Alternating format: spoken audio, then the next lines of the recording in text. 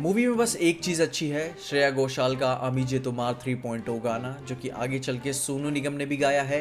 And that's it. This is the modern equivalent of brain rot cinema. तुम्हें movie का standard तभी समझ जाना चाहिए कि मूवी तुम्हें तब पसंद आती है जब सोनू निगम और श्रेया घोषाल को समझ के आपको उसका गाना सुनाई देता है।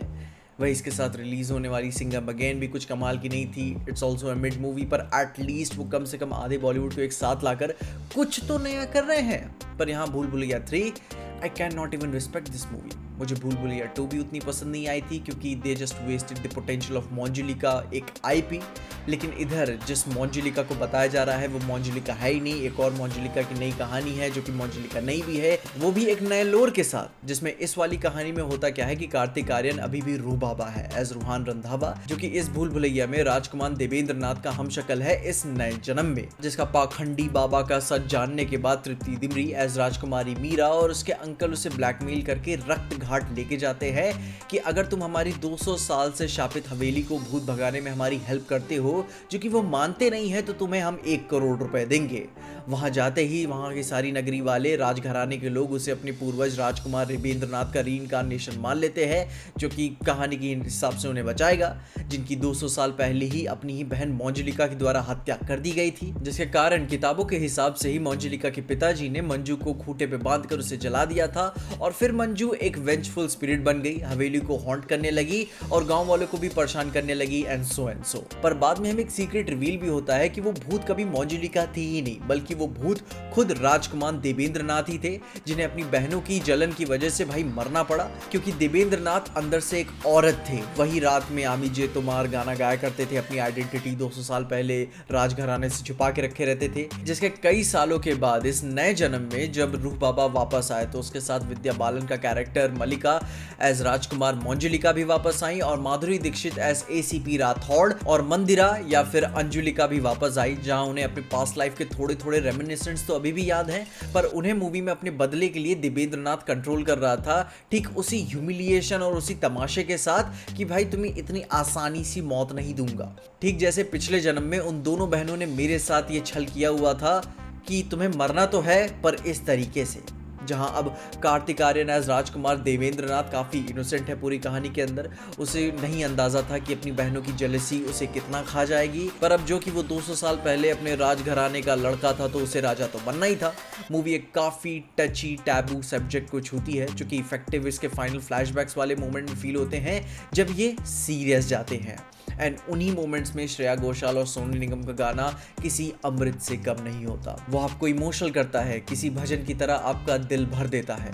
एटलीस्ट मेरे लिए तो उसने भर दिया, और ये सब तभी अच्छा लगता है जब वो सीरियस जाते हैं, वरना otherwise it's just cheap brain rot humour in the name of horror comedy. And पता है इनका ह्यूमर चीप क्यों लगता है? क्योंकि कहानी में राजपाल यादव, संजय मिश्रा एंड अश्वनी कालसेकर को जिस बैड टेस्ट के साथ ट्रीट किया गया है, मुझे काफ़ी एम्बैरेसिंग फील हुआ कि इस कॉमेडी के नाम पर इन्हें यह ट्रीटमेंट दी जा रही है। एक तो पथेटिक, क्रिंज, दयनीय लाइंस इन्हें दी गई हैं, पर साथ ही में इन्हें जूते से मरवाना, कोड़े चलवाना और एक कोई स्लाइट सेंस ऑफ रिस्पेक्ट भी नहीं देना मुझे अच्छा नहीं लगा। आई गेस भाई अक्षय कुमार के टाइम में वो छोटा पंडित को वैसे तरीके से ट्रीट करना, वो कुछ दौर अलग था, वो उम्र अलग थी, हमारी उम्र अलग थी, पर अब वो शोभा नहीं देता। बाकी मैं कौन होता हूँ सिखाने वाला, मुझे ये ट्रीटमेंट बाकी ये देख के तो अच्छा नहीं लगा। जहाँ इसके बाद कहानी में आगे बढ़े तो एक गांव की बड़ी पुरानी कहावत है कि अगर दीवार पे आप गोबर फेंकते रहोगे तो कुछ ना कुछ तो चिपक ही जाएगा, और ठीक यही हुआ है इसके ह्यूमर कॉमेडी के साथ। कई जगह ह्यूमर लैंड हो जाता है, जस्ट लाइक कार्तिक आर्यन का जब वो नाइट फॉल का पूरा सपना आता है, या राजपाल यादव का जवान वाली जब वो एंट्री लेते हैं, एंड या फिर जब शहजादा वाला जोक सुनने में मिलता है। They are very meta and काफ़ी अच्छे भी लगते हैं। जहाँ इसका सिंपल सा ये मतलब नहीं है कि ये अच्छा ह्यूमर लिख सकते हैं तो ये लिख नहीं पाए, नहीं, ये लिख ही नहीं सकते। जहाँ हुआ बस यही है कि ये दीवार पे 10 बार गोबर फेंक रहे थे, 2-3 बार चिपक गया और आपने मजे ले लिए। एंड साथ ही साथ हम अपने तृप्ति दिमरी की बात ही क्या करें। आई होप कि उन्हें पता है कि वो क्या कर रही हैं, क्योंकि उन्हें अच्छी स्क्रिप्ट्स पता है कि किस तरीके से वो नजर आती है, पर फिर भी वो क्यों रहे हमेशा अंडररेटेड। मैं ये बात समझ पाता हूँ, वो भी कमाए पैसे, वो भी सक्सेस को अचीव करे, वो भी लीडिंग लेडीज में जानी जाए, पर इसका मतलब यह नहीं है कि आप भूल जाओ, डिल्यूजन में रहो कि मुझे यह डिफाइन करता है। नहीं, this is not Tripti Dimri जिसे आप जानते थे। And I apologise from my words, but सच यही है कि she was just an object, an eye candy in this movie, जो कि सिर्फ इसलिए कास्ट की गई है कि स्क्रीन पे वो हॉट दिख सके, बाकी और कोई काम नहीं है। क्योंकि एक तो मुझे इनके कॉस्ट्यूम डिज़ाइनर का नंबर दो, जिसने भाई इनको इस नज़र के साथ डिज़ाइन किया हुआ है, उस कपड़ों के साथ। Dam, she is a lot of women. बड़ी बारीक नज़र थी आपकी। बाकी विद्या बालन एंड माधुरी दीक्षित को मैं ठीक ही बोलूँगा, उनका वो डांस ऑफ अच्छा लगा, पर निहायती वाहियात CGI और VFX का इस्तेमाल होने के कारण ऐसा लग रहा था कि मैं स्पाई किड्स की कोई मूवी की बुरी रेंडरिंग देख रहा हूँ। बाकी परफॉर्मेंस वाइज तो भूल भुलैया 1 से 3 में विद्या बालन 4 फीट ज़मीन में और गड्ढा खोद कर और भी अपनी बुरी परफॉर्मेंस दे जा चुकी हैं, जो कि एक ऑरा भूल भुलैया 1 में वो लेकर आती थी ना अपनी मोंजिलिका के साथ, वो ऑरा काफ़ी बुरी तरीके से उनके लेगेसी पे दाग छोड़कर जाता है। वहीं माधुरी दीक्षित ऐਵੇਂ ही है, उनका डांस काफ़ी अच्छा था, पर बहुत बुरी सेटिंग की होने की वजह से अनफॉर्चुनेटली कभी भी यादगार नहीं होगा। वो पोटेंशियल उन्होंने वेस्ट नहीं किया, बल्कि फिल्म मेकर ने उनका वेस्ट करवा दिया। इमेजिन करो कि कितने ही साल और बचे होंगे कि जब हम माधुरी दीक्षित को भाई उनके इस ऑरा वाले डांस फॉर्म में देख सकेंगे, और अभी भी जो हमें डांसेस देखने को मिल रहे हैं इस क्वालिटी के साथ देखने को मिल रहे हैं, तो टैलेंट वेस्ट ही ना जाता है उनका।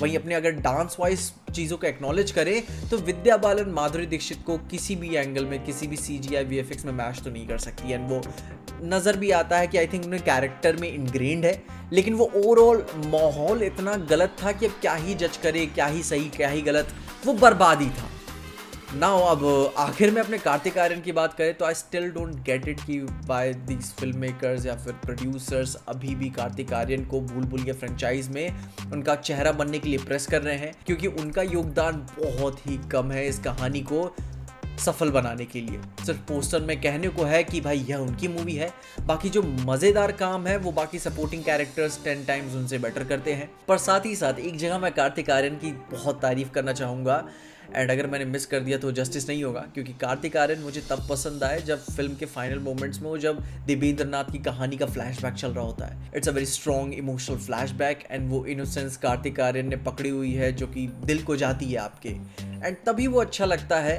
पर फिर भी वो पूरा मैजिक आपको बहुत ही ज़्यादा तभी पसंद आता है जब सोनू निगम, श्रेया घोषाल, अमिजे तोमार के गाने पे हमें वो मैजिक प्रदान करते हैं। जो दोनों सिंगर्स ने एंड में कमाल किया है, it was like a prayer level iconic, बस वो गाना और बाकी कहानी में कुछ भी नहीं। एंड अनफॉर्चुनेटली वो काफ़ी नहीं था इस absurd ब्रेन रॉट जैसी मूवी को बचाने के लिए, क्योंकि दिल पे हाथ रख के खुद ही से पूछ लो आप कि क्यों देखने जाओगे आप इस मूवी को।